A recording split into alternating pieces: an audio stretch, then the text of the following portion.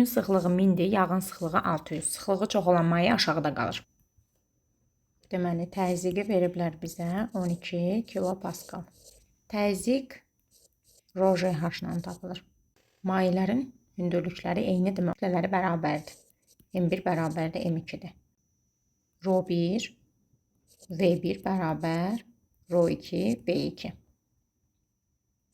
ρ1 qalsın. V1-in yerinə S1 H1, V2-nin də yerinə S2 H2 yazaq. S-lər onsuz da eynidir də, eyni qabdır. Onda ρ1 H1 bərabərdir ρ2 H2 olur. Yəni ki, sıxlıqla hündürlük tərs mütənasib asılıdır. Yağın hündürlüyünə 5K deyək. Suyun hündürlüyünə 3K deyək.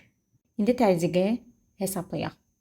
Suyun sıxlığı 1000, J10, hündürlük 3K plus yağın sıxlığı 600, J10, hündürlük 5K bərabərdir 12.000 paskal. Deməli, H yağ bərabər olacaq. 5 vurulsun 5də 1, bu eləyir 1.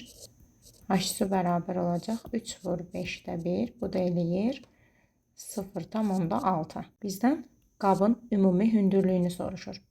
1 üstə gəl 0,6, o da eləyəcək 1,6 metr.